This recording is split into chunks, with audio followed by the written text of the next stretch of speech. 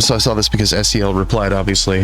This is Susanna Gibson, who's running for a seat in the narrowly divided Virginia State House. As recently as last year, she was posting as Hot Wife Experience on the website Chatterbait. If you're not familiar with what that website is, that seems like a you problem, really. Where men could pay tokens to get her to perform specific sex acts. And so SDL hits it with, this is revenge porn. You can't attack her policies. So you attack her for working a low status job. She's fighting for a better world. You're not. You should feel ashamed. And then just, you know, it gets worse from there. It gets absolutely worse from there. So that's the thing. So I was like, okay, well, you know, I don't know who this person is at all. Let's do a little digging. First thing I caught was someone had retweeted this WAPO article. So let's take a look real quick. Virginia Dem, House candidate, performs sex online with husband for tips. Okay, well, you know, here's a website. Richmond, a Democrat running for a crucial seat in Virginia's House of Delegates, performs sex acts with her husband for a live online audience and encouraged viewers to pay them with tips for specific requests, according to online videos viewed by the Washington Post. Susanna Gibson, a nurse practitioner and mother of two young children running a highly competitive suburban Richmond district, streams sex acts on Chatterbait, a platform that says it takes its name from the act of masturbating and chatting online. Chatterbait videos are streamed live on the site and are often archived on other publicly available sites. More than a dozen videos of the couple captured from the Chatterbait stream were archived on one of those sites, Rickerbait.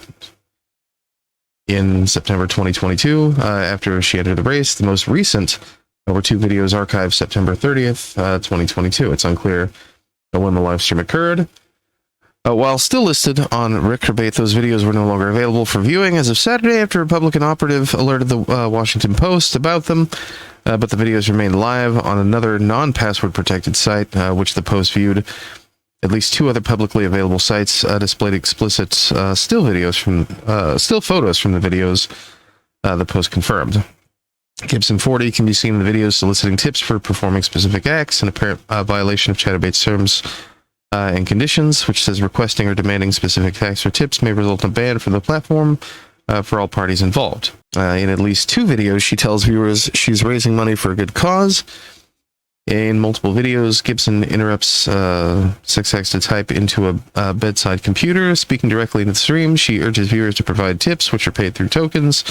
Okay, well, you know how this live streaming shit works, right? You know, they left them tips, and then after they left them tips, they did the thing. You know, that's kind of like what channel points, right? You hit that channel point and you're like, drink water, and then the streamer drinks water, and they're like, yeah, just that maybe. I don't know. You know, it's all that. It's weird. It's weird that they're talking about it like this. In this kind of way. In a written statement, Gibson called the exposure of videos an illegal invasion of my privacy designed to humiliate me and my family. Hey! What are y'all doing? Come on. In a written statement, Gibson called the exposure of the videos an illegal invasion of my privacy designed to humiliate me and my family. It won't intimidate me and it won't silence me, she said. My political opponents and their Republican allies have proven they're willing to commit a sex crime to attack me and my family because there's no line they won't cross to silence women when they speak up. Daniel P. Watkins, a lawyer for Gibson, said disseminating the videos constitutes a violation of the state's revenge porn law. True.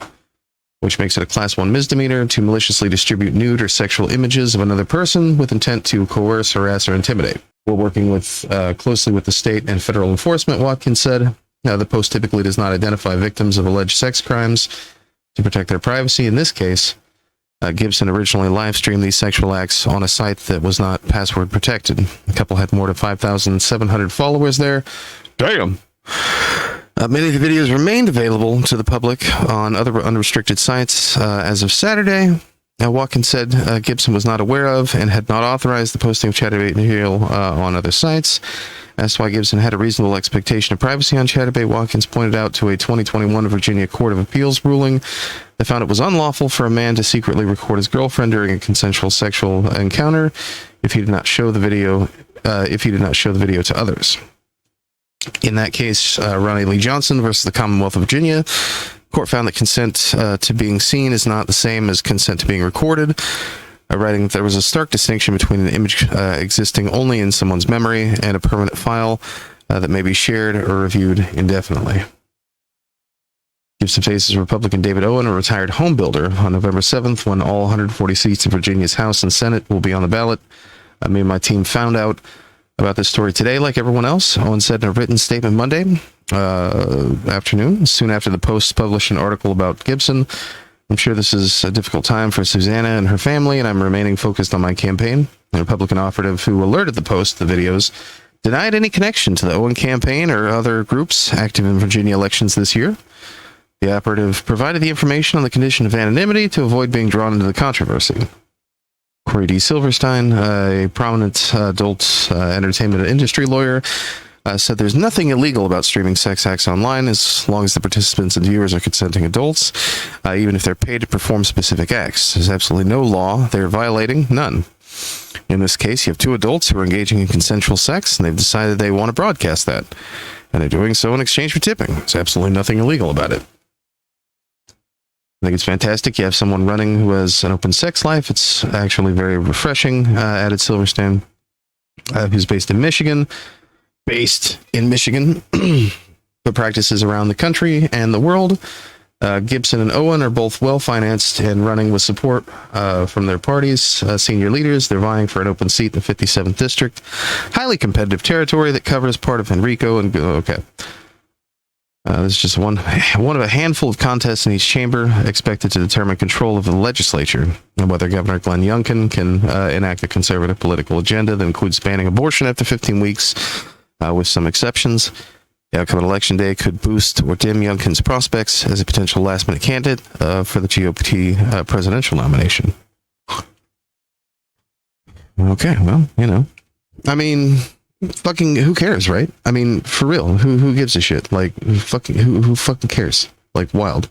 What up, Ted? How you doing? Just checking you out while I'm on lunch. Hell yeah. Who gives a fuck though? This is crazy. I mean, you know, like I get it. Like, you know, the people who are afraid of their own dicks are certainly worried about this. But I don't know. It's just weird to me that this was written like this. Like, it's just so very. I guess there are people out there who have no idea what these things are and what the whole process or whatever is. I can't imagine in 2023 that those people exist and are under the age of 60. So maybe that's who this was written for. I don't know. But anyway, folks are losing their marbles about that. You know, you got you know, people like this dipshit. Why does this name even sound familiar? Who the fuck is this guy? 2022 GOP congressional nominee. Oh, okay. Nice. That's why the name is ringing a bell for me when I was paying more attention to Ohio politics. Okay, well, so I started digging around. I'm like, okay, well, you know, who is this chick? I have no idea. You know, we'll take a look and see what she's all about, right? So, you know, she's got a Twitter profile. Obviously, what I found was worth following, you know?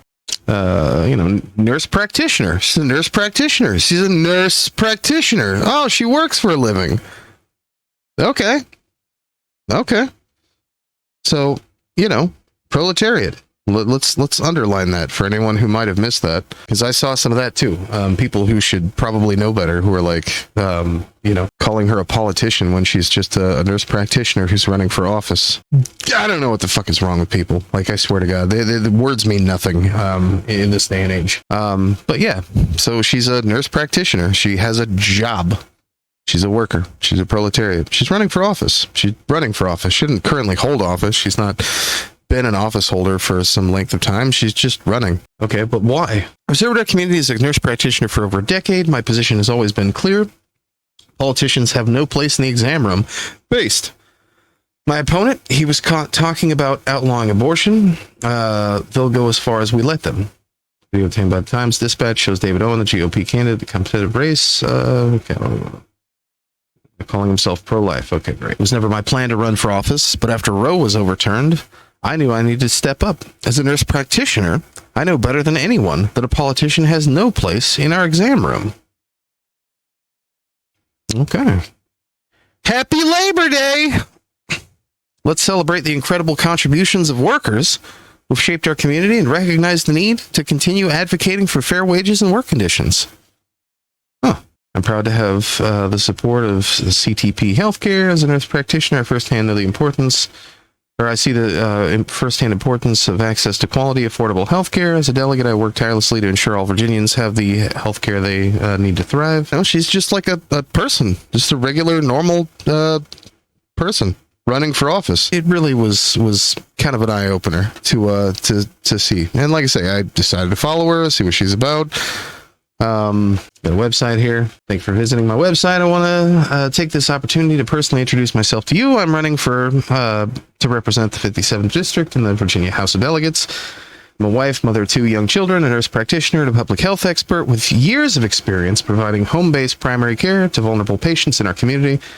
My particular medical experiences have given me unique insight into the intersectionality of health and economic stability, education, environmental justice, discrimination, social support systems, and more. I'm fucking in love. Stop it already.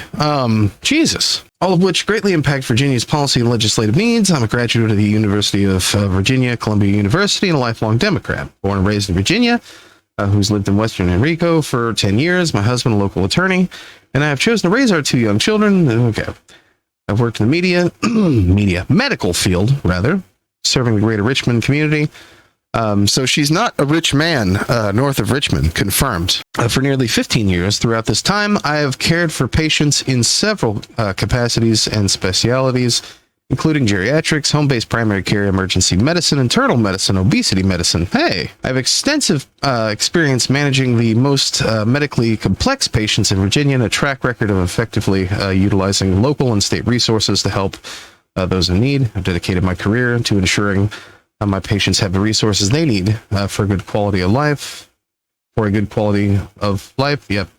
And I've seen firsthand the importance of access to affordable, quality health care. As your delegate, I'll continue to fight for you, our families, and our community. Yeah. She seems based. I dedicated my career to... Okay, we already read that. Cool. All right. Yeah. Fuck yeah. Fuck yeah. Okay, she got like a bunch of endorsements from these folks. And these orgs. And firefighters. Woo. Community leaders. Amanda Pohl thinks she's neat. All right, cool, great, awesome, normal, perfectly normal shit. Hey, we're doing big things. Okay, so what did we learn here? Well, we learned that J.R. Majewski is a shitbag, but I have a feeling that most folks who may be more familiar with him already knew that or something.